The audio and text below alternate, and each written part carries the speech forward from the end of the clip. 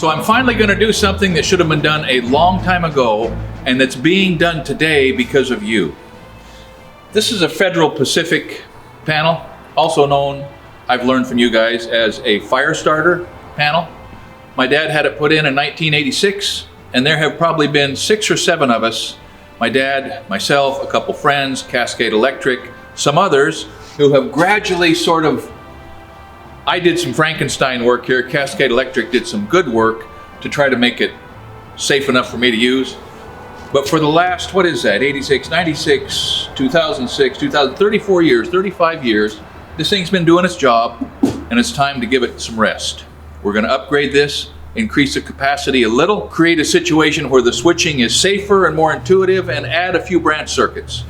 So have a look at how Cascade Electric handles the work that happens in a little less sanitary environment than the work they did for me in the spec house.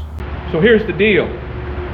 You've seen other guys from Cascade Electric come out and solve problems for me. Well, today, my good friend Ryan Lewis is coming out to put the new panel in the shop.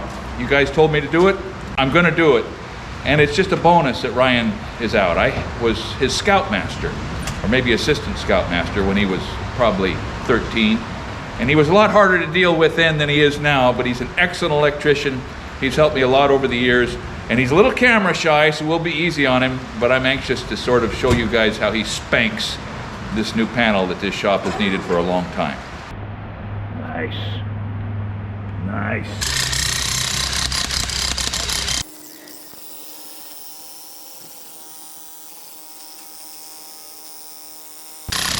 These 2 ground rods are galvanized steel, 8 feet long, and Ryan's Bosch rotor hammer on hammer mode drove them right in.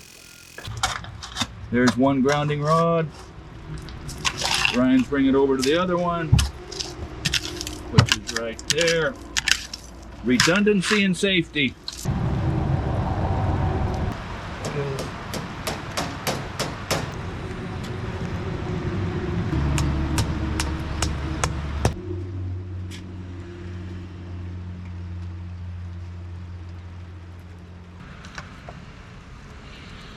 Not every day you get to backfill with sawdust.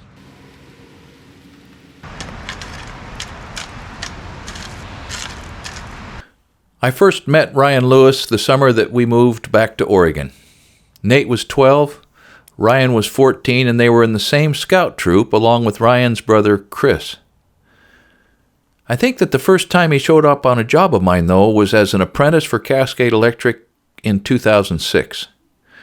And for years now, he's been working for them as a journeyman electrician. It's been fun to watch him grow into a hard-working, highly skilled family man, and I am very proud of him.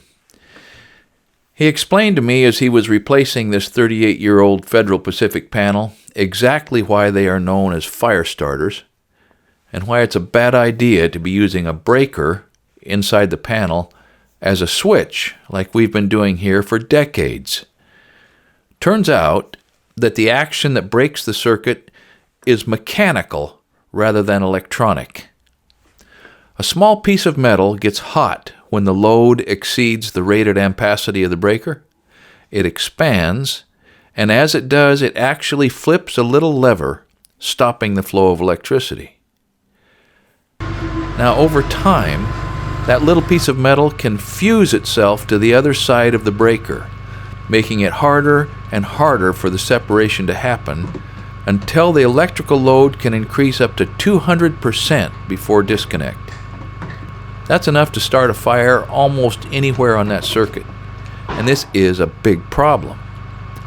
Now, for your information, Zinsco panels, that's Z-I-N-S-C-O, have a similarly bad reputation in the electrical world and probably ought to be replaced ASAP. Dan stopped by and kind of saved us. There was a scheduling glitch, but it's got Ryan back in the driver's seat. The old fire starting panel is coming off the wall.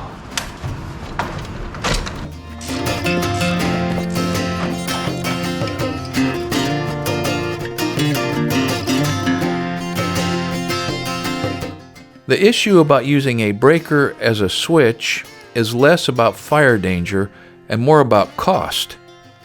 A breaker is not made to be tripped over and over and over like a switch is.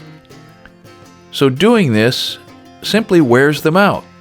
It loosens them up, it wrecks them prematurely. And a replacement Federal Pacific 30 amp 2-pole breaker might cost you anywhere between $30 and $100, when a standard, more modern breaker of the same type and capacity should only be between like $6 and $10.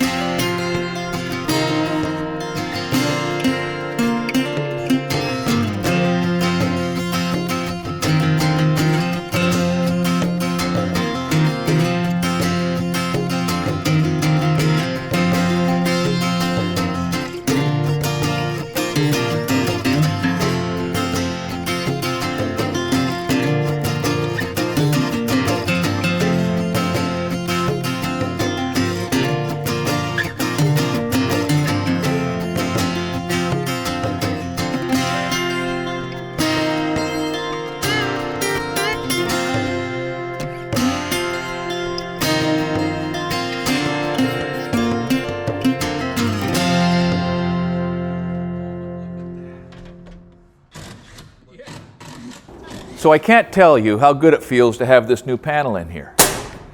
I've been worrying about it ever since we uploaded the video of the shop tour, and probably 24 of you guys said, whoa, time out, you got to get that Federal Pacific panel out of that shop or it's going to burn you down.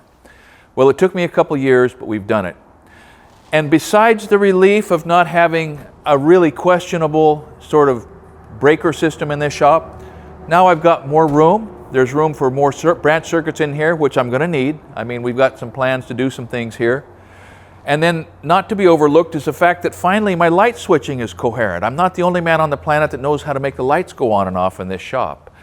So all of these things taken together, this is a win. I am just really a little more optimistic about coming out in the morning, pulling open the door, flipping on the lights, and more importantly, being able to make the tools and the appliances and the things in this shop running without quite as much head scratching. Thanks for watching Essential Craftsman, and keep up the good work.